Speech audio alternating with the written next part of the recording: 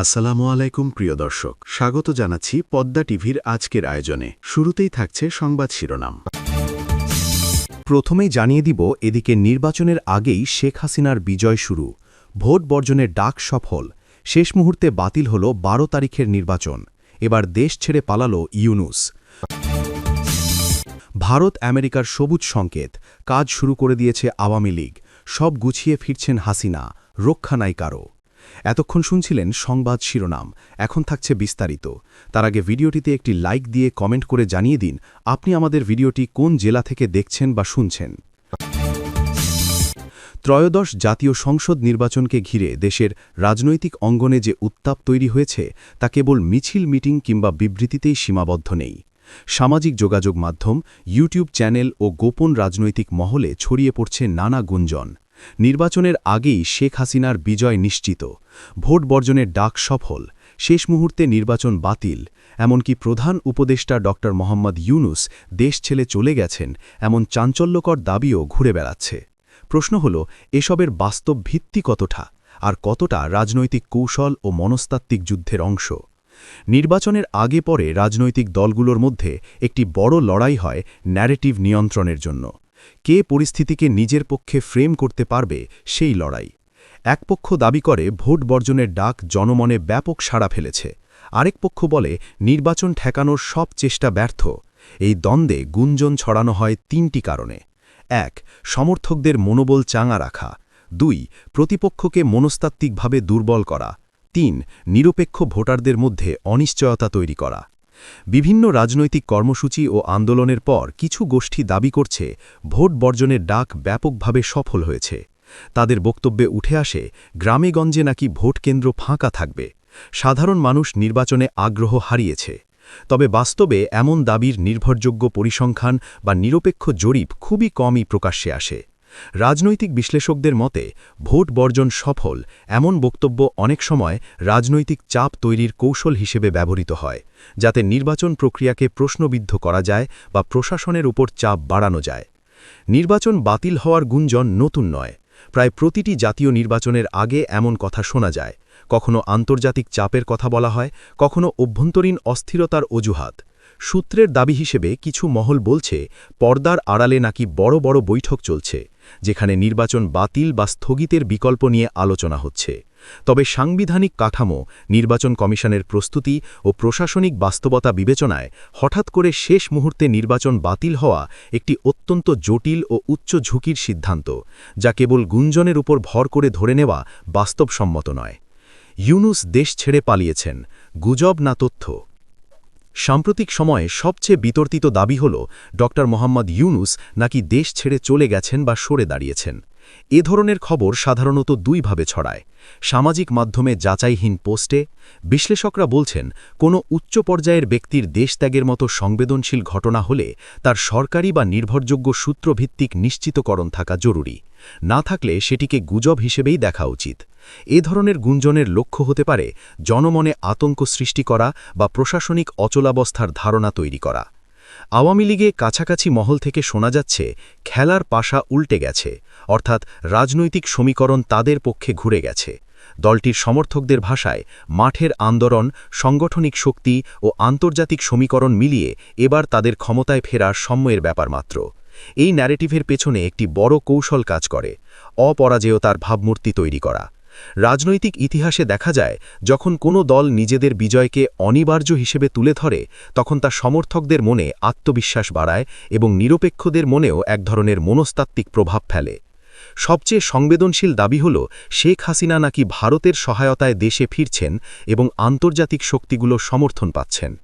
দক্ষিণ এশিয়ার রাজনীতিতে ভারত-বাংলাদেশ সম্পর্ক অত্যন্ত গুরুত্বপূর্ণ। এ নিয়ে নানা ব্যাখ্যা ও সন্দেহ দীর্ঘদিন ধরেই প্রচলিত। তবে কূটনৈতিক বাস্তবতায় কোনো দেশের অভ্যন্তরীণ ক্ষমতা পালাবদলে সরাসরি সহায়তা দেওয়ার বিষয়টি এতটা সরল নয়।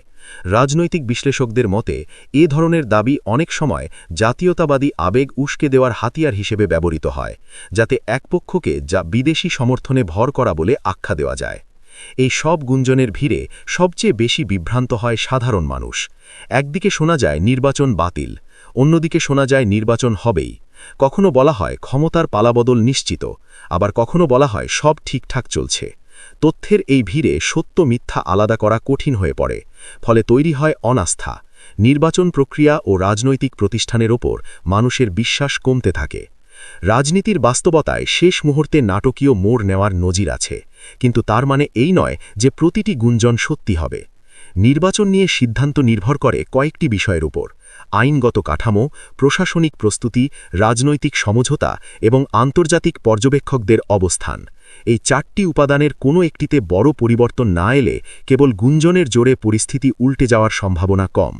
শেখ হাসিনার বিজয় শুরু, ইউনূস পালালেন, নির্বাচন বাতিল, এসব শিরোনাম রাজনীতির উত্তাপ বাড়াতে পারে, ক্লিক বাড়াতে পারে, কিন্তু গণতন্ত্রের জন্য সবচেয়ে জরুরি বিষয় হল যাচাইযোগ্য তথ্য। গুঞ্জন আর রাজনৈতিক প্রচারণার ভিড়ে দাঁড়িয়ে নাগরিকদের দায়িত্ব হল একাধিক নির্ভরযোগ্য সূত্র দেখা, আবেগের চেয়ে যুক্তিকে প্রাধান্য দেওয়া এবং ভোট ও রাজনীতি নিয়ে সিদ্ধান্ত নেওয়ার সময় সচেতন থাকা। শেষ পর্যন্ত রাজনীতির পাশা উল্টাবে কিনা তা নির্ধারিত হবে মাঠের বাস্তবতায়, ফেসবুকের গুঞ্জনে নয়। সবার আগে বাংলাদেশ, এই স্লোগানে ঢাকা ৫ আসনে নির্বাচনী জনসভায় ধানের শীষে ভোট দেওয়ার আহ্বান জানিয়েছেন বিএনপির চেয়ারম্যান তারেক রহমান। গত সোমবার বিকালে উত্তর যাত্রাবাড়ি শহীদ ফারুক রোডে ঢাকা ৫ আসন বিএনপির প্রার্থী নবিউল্লাহ নবীর সমর্থনে আয়োজিত সমাবেশে এ আহ্বান জানান তিনি। তারেক রহমান বলেন, ঢাকা ৫ আসনে নবিউল্লাহ নবীর জনপ্রিয়তা দেখে মনে হচ্ছে তাকে মনোনয়ন দিয়ে বিএনপি ভুল করেনি। যাত্রাবাড়ি থেকেই স্বৈরাচার বিদায় করা হয়েছে। তিনি বলেন, স্বৈরাচার মুক্ত হওয়ায় দেশের মানুষ আজ মন খুলে কথা বলতে পারেন। আর দেশ পরিচালনা অত সহজ কাজ নয়। সঠিক ও সুশৃঙ্খলভাবে দেশ পরিচালনার জন্য প্রয়োজন সুষ্ঠু পরিকল্পনা ও অভিজ্ঞতা। বিএনপি সেই একমাত্র দল যার দেশ পরিচালনার পূর্ণ অভিজ্ঞতা রয়েছে। তারেক রহমান বলেন, আগামীতে বাংলাদেশকে সামনের দিকে এগিয়ে নিতে বিএনপি একমাত্র দল যারা মানুষের কর্মসংস্থান সৃষ্টিসহ দেশের সার্বিক উন্নয়ন করবে পরিকল্পিতভাবে। শহীদ প্রেসিডেন্ট জিয়াউর রহমান সর্বপ্রথম চট্টগ্রামে ইপিজেড নির্মাণ করেছিলেন। এবারের নির্বাচনে ধানের শীষ জয়ী হলে শীতলক্ষ্যাপাড়ে ইপিজেড নির্মাণ করবে বিএনপি সরকার। জনগণের প্রত্যাশা অনুযায়ী ঢাকা ৫ আসনে সরকারি মেডিকেল কলেজ নির্মাণ, সুচিকিৎসার ব্যবস্থা, প্রতিটি এলাকায় গবেষণা ইনস্টিটিউট নির্মাণ, বেকারত্ব দূর করতে কর্মসংস্থান সৃষ্টি, বিদেশে যেতে যুবকদের ঋণের ব্যবস্থা সহ ঢাকা ৫ আসন সহ দেশকে এগিয়ে নিতে সকল প্রকার পদক্ষেপ গ্রহণ করবে বিএনপি। তিনি বলেন, এখানকার একটি বড় সমস্যা হল গ্যাস। বিএনপি নির্বাচিত হলে এখানকার কলকারখানা সহ আবাসিকে গ্যাসের সমস্যা দূর করা হবে। বাংলাদেশের কৃষিক্ষেত্রে ব্যাপক সহযোগিতা করা হবে। এক্ষেত্রে প্রান্তিক কৃষকদের কৃষিঋণ মুক্ত করা হবে। আর এই বাংলাদেশকে গড়তে জনগণের সমর্থন ছাড়া হবে না। তাই এলাকাবাসীকে ধানের শীষে ভোট দিয়ে জয়যুক্ত করতে ১২ ফেব্রুয়ারি সকাল থেকে ধানের শীষে সিল মারতে হবে। একটি দল আমাদের রুখে দিতে ষড়যন্ত্র করছে, তাই আপনাদের সজাগ ও সতর্ক থাকতে হবে, কারণ তাদের দলের নামে কেন্দ্রে নকল সিল বানানো হয়েছে। তারেক রহমান বলেন, আমাদের দেশকে এগিয়ে নিতে হলে সবাইকে সঙ্গে নিয়ে কাজ করতে হবে। সব শ্রেণীর মানুষের প্রচেষ্টায় এ দেশ এগিয়ে যাবে। আমি সবার প্রতি আহ্বান জানাব, সবাই ঐক্যবদ্ধভাবে মিলেমিশে দেশকে এগিয়ে নেবেন। আমাদের দেশকে পরিপূর্ণ শিক্ষা, শিশুদের মেধা বিকাশ, কৃষকদের জীবনমান উন্নয়ন, বেকার যুবকদের কর্মের ব্যবস্থা ও নারীদের উন্নত জীবন ব্যবস্থা তৈরি করতে হবে। তিনি বলেন, আমাদের দেশের শিক্ষা ব্যবস্থাকে উন্নত করতে আমরা কার্যকরী পদক্ষেপ নেব। এ দেশের প্রতিটি ঘরে শিক্ষার আলো ছড়িয়ে পড়বে ইনশাআল্লাহ। আমাদের চিকিৎসা ব্যবস্থাকে গত কয়েক বছর শেষ করে দেওয়া হয়েছে। আমরা আমাদের সব মানুষের জন্য চিকিৎসা ব্যবস্থা উন্নত দেশের মতো তৈরি করব। এছাড়াও আমাদের দেশের সব সংকট দূর করতে নিত্য নতুন পদক্ষেপ নেব। আমাদের দেশকে আমরা গড়ে তুলব অবকাঠামোগত পরিকল্পিত উন্নয়নের মাধ্যমে। এক্ষেত্রে দুর্নীতির বিরুদ্ধে জিরো টলারেন্স নীতি, জনগণের নিরাপত্তায় আইন শৃঙ্খলা পরিস্থিতি সবার আগে দেখা হবে। বিশেষ করে শহরের স্থায়ী জলাবদ্ধতা দূর করতে অবৈধ দখলে থাকা ঢাকার খালগুলো খনন করা হবে।